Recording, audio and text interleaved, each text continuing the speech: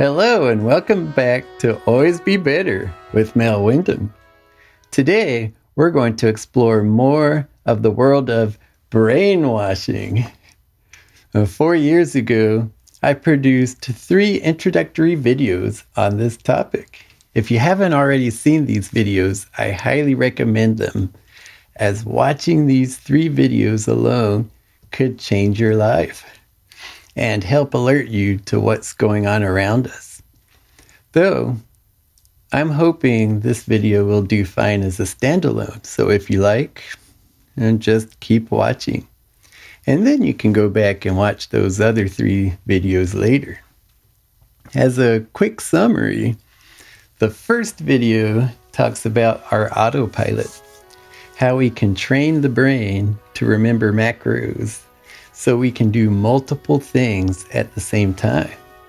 In the second video, I explain how we can train, trust, and retrain our autopilots and increase our own effectiveness.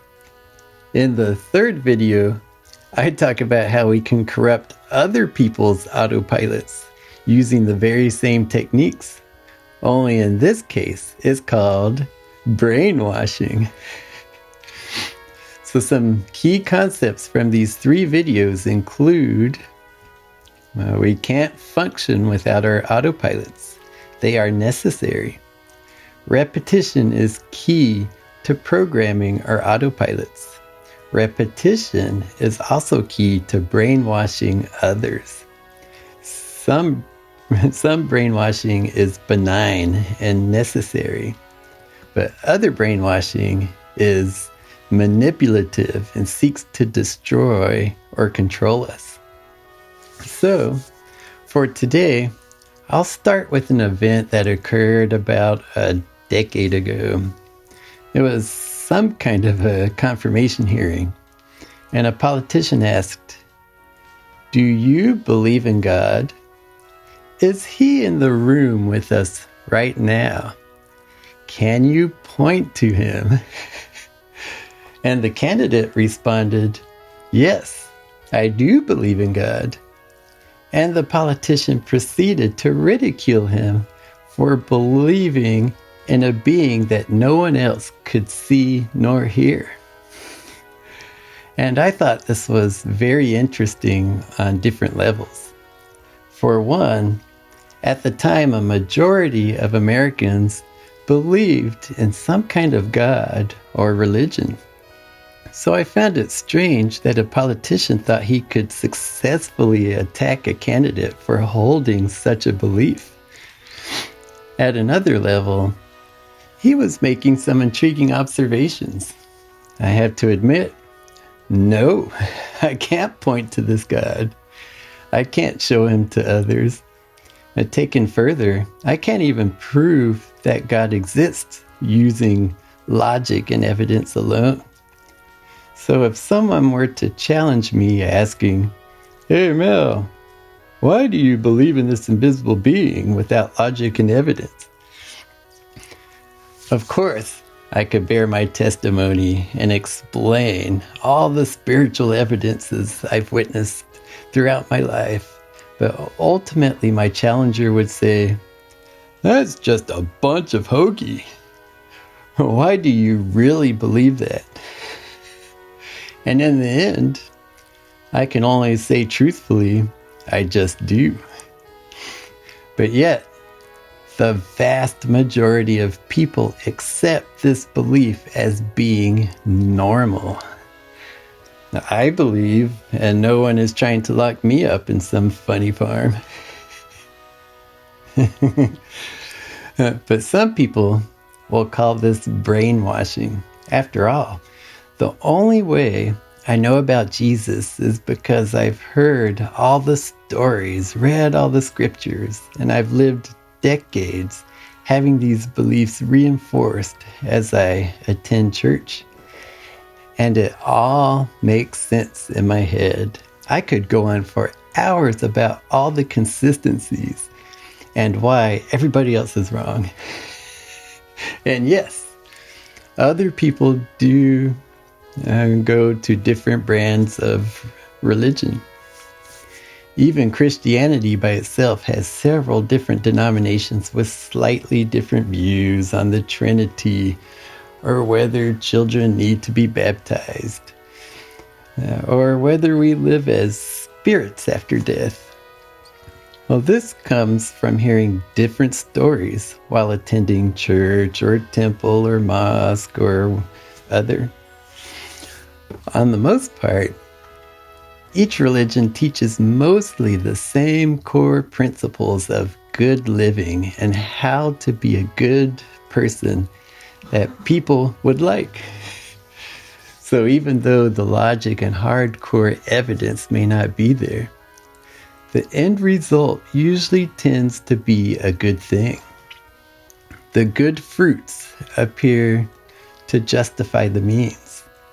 For today's discussion, I would like to call this benign or good brainwashing. It isn't much different than the teachings each parent teaches their children, as I discussed in the third video I mentioned earlier. And I'll say this again, that most of these teachings are necessary so that our children can function in society when they grow older. As parents, there's just no way around it. We must submit our children to benign brainwashing, otherwise known as teaching. And sometimes bad teachings sneak in, but in most cases, our children can handle these discrepancies when they get older and learn how to think independently. And while religion can help us in general and help us to collectively become better people, religion can also be a source of malicious or bad brainwashing. These are usually social in nature. You must give me money. If someone doesn't believe, we must cast them out. If someone sins, we must punish them. Sometimes religions are used politically to control the people. God demands that you listen to our leaders and do what they say. Give us money. With this in mind, we can look at each church or religion, both on the local level or worldwide level, and judge how much of it has good brainwashing and bad brainwashing. And from my experience, I see a combination of both in all religions.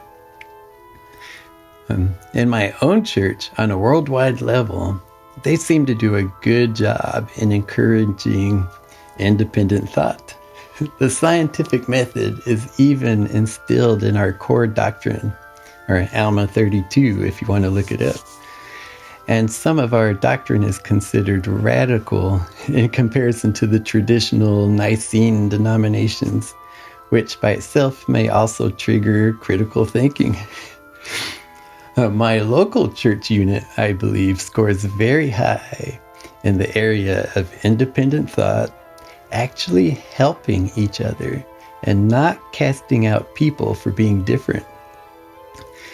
But as I lived closer to our headquarters in Salt Lake City, Utah, and Provo, I got to witness more bad brainwashing, not so much from the doctrine or our highest leaders, but rather from the culture itself, where the people seem to adhere to a more pharisaical interpretations of scriptures, even to go as far as to dictate which political party we should follow.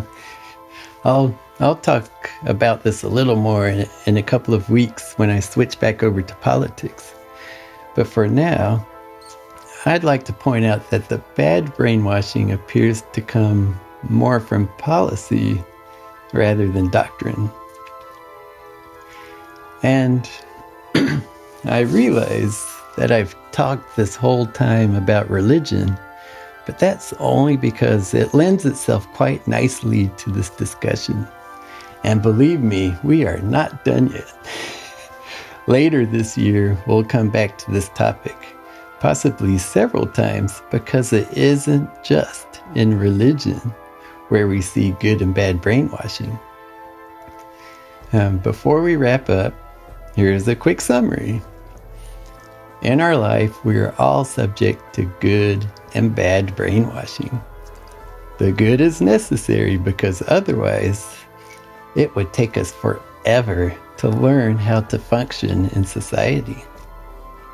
The bad often comes sprinkled in with the good, even when taught to us with good intent. But most of this we can deal with. However, bad brainwashing can come to us in heavy doses from entities with malicious intent, who are trying to use a good tactic to control or hurt us. How can we tell the good from the bad? Mostly by the fruits, but we'll talk about that more later.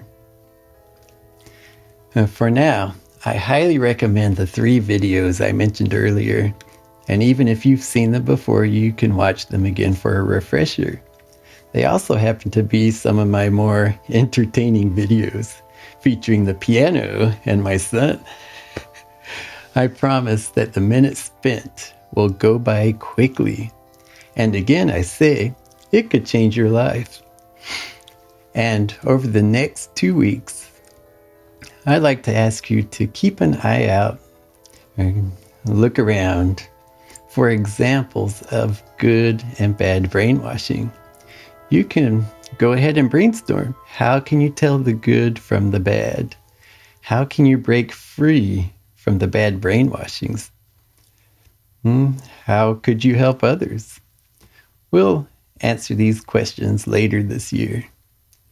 While you're still here, feel free to like and subscribe, and I'll see you here next time on Always Be Better.